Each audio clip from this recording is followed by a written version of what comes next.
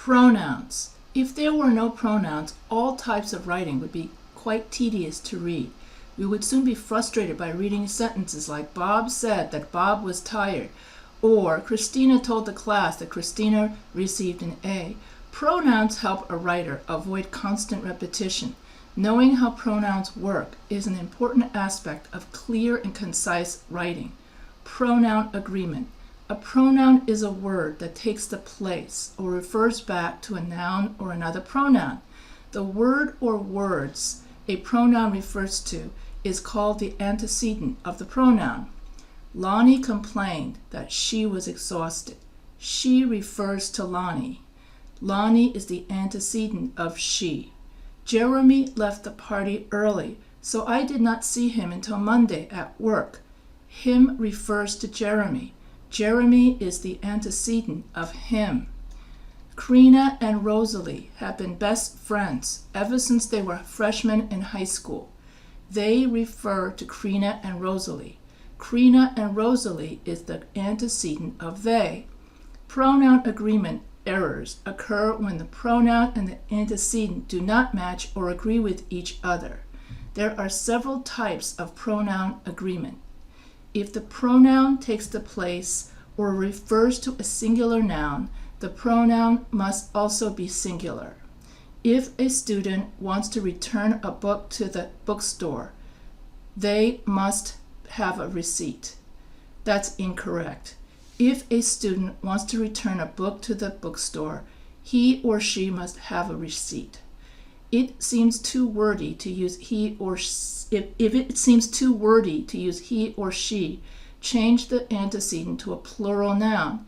If students want to return a book to the bookstore, they must have a receipt. Agreement in person. First person. I, me, my, mine, we, us, our, ours. Second person.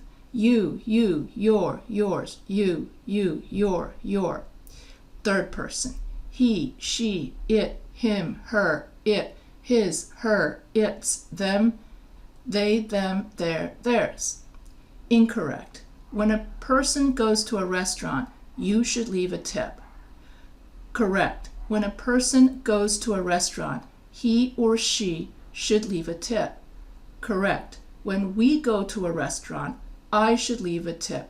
So this means that if you start a sentence with first person case, then the pronoun after that has to be in first person case. If you start a sentence with third person case, then the pronoun after that has to be in third person case. You cannot mix and match third person, second person, and first person case all in one sentence. That's just like with verb tense consistency. If you start your sentence in the present tense, then the verb after that also has to be in the present tense. So just like your verb tenses have to be consistent, you also have to agree in person. Third person to third person, first person to first person, second person to second person.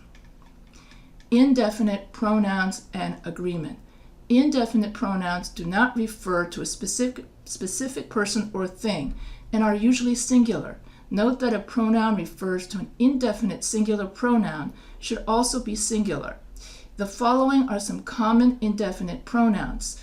So for the most part, when you have an indefinite pronoun, the indefinite pronoun takes a singular verb. So all, any, well, except for a few of them. So common indefinite pronouns, most of them take a singular verb. There you go. All does not. That's one of the exceptions. So everyone should do what they can to help. That's incorrect because singular pronouns always refers to something singular. Indefinite pronouns always refers to something singular. So everyone should do what he or she can to help. Someone left his or her backpack in the library. So when you use common indefinite pronouns, then the pronoun after that has to be singular.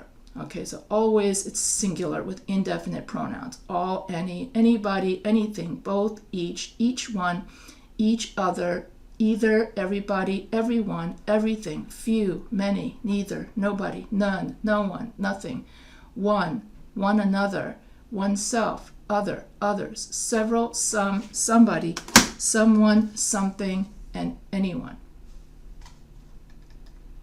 Collective nouns suggest more than one person, but are usually considered singular.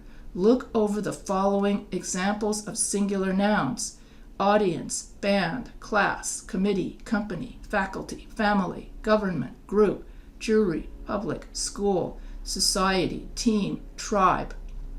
Collective noun agreement. Lara's company, so company is singular, will have its annual picnic next week. So when you have a collective noun, then it takes a singular pronoun. Subject and object pronouns. So typically subject pronouns come before the verb and object pronouns come after the verb. And so subject pronouns function as subjects in a sentence, and object pronouns function as the object of a verb or an object of a preposition.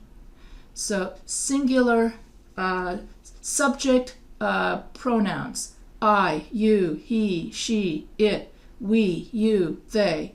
Object pronouns: me, you, him, her, it, us, you, them. So the following sentences show pronouns as subjects. So here you have examples of subject pronouns. She loves the Blue Ridge Mountains. Every summer they picked up litter from national parks. Then here you have examples of object pronouns because the object pronoun comes after the verb. Marie leaned over and kissed him. So him is the object pronoun. Jane moved it to the corner. It is the object pronoun because it comes after the verb and is used as the object of a verb. That is, an object pronoun is used as an object of a verb. Note that a person can also be the object of a pronoun. Near them, the children played. My mother stood between us. The pronoun us and them are objects of the preposition near and between. They answer the questions near whom and between whom. Common subject pronouns are two or more pronouns joined by a conjunction or a preposition that function as the subject of a sentence. The following sentences show pronouns with compound subjects. So you can't say me and Harriet visited the Grand Canyon. You have to say Harriet and I, because I is a subject pronoun that comes before the verb. Jenna accompanied Hamlet and me on our trip. Me is correct because the pronoun comes after the verb and is the object of the verb. Note that object pronouns are never used in the subject position. One way to remember this rule is to remove the other object in a compound sentence. Leave only the pronoun and see whether the sentence makes sense. For example, me visited the Grand Canyon sounds immediately incorrect. Compound object pronouns are two or more pronouns joined by a conjunction or preposition that function as the object of the sentence. I have a good feeling about Janice and I. Well, since the subject is I, verb is have, and therefore any pronoun that comes after the verb should be a object pronoun. So therefore, I have a good feeling about Janice and me. It is correct to write Janice and me as opposed to me and Janice. Just remember, it is more polite to refer to yourself last. In casual conversation, people sometimes mix up subject and object pronouns. For instance, you might say, me and Donnie went to a movie last night. However, when you are writing or speaking at work or in any other formal situation, you need to remember the distinctions between subject and object pronouns and be able to correct yourself.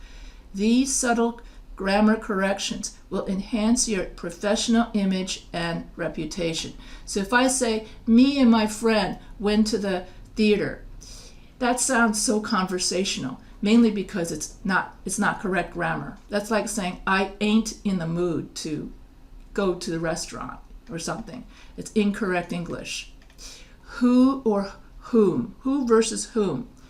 Who is usually used as a subject to answer, like who is the most popular student in class. Then the answer to the question will be the subject of the sentence. So who is used to replace something that's a subject, and whom is usually replacing something that's an object. To whom did you speak to?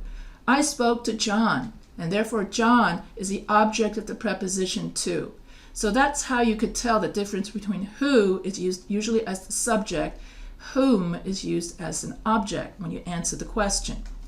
So who or whoever is always so who, not whomever. So who or whoever is always the subject of a sentence. Use who or whoever when the pronoun performs the action indicated by the verb. In other words, when who or whoever is always the subject of the sentence or some subject of the verb. Who won the marathon last Tuesday? I wonder who came up with that terrible idea. On the other hand, whom and whomever serve as objects. They are used when the pronoun does not perform an action. Use whom or whomever when the pronoun is a direct object of a verb or the object of a preposition. Whom did Frank marry the third time? Direct object of a verb. From whom did you buy that old record player? Object of preposition. So whom did he marry? Frank married Jane. So here the answer Jane would be the direct object of the verb. From whom did you buy that old record player? I bought that old record player from John. So the answer to that one is the object of a preposition. Therefore, we use whom. So here we use, so in both of these, because both are objects and the answer to the question are always objects, therefore we use whom. If the answer to the question is a subject, we use who. If you are having trouble deciding when to use who or whom, use this trick. Take the following sentence. Who or whom do I consider my best friend? Reorder the sentence in your head using he or him in place of who or whom. I consider him my best friend. I consider he my best friend. Which sentence sounds better? The first one, of course. So the trick is, if you can use whom, you should use whom.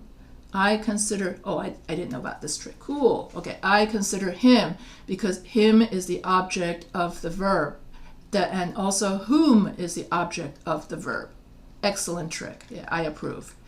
Anyway, key takeaways. Pronouns and the antecedents need to agree in number and person. Most indefinite pronouns are singular. Collective nouns are usually singular. Pronouns can function as subjects or objects. Subject pronouns are never used as objects, and object pronouns are never used as subjects. Who serves as a subject of a verb.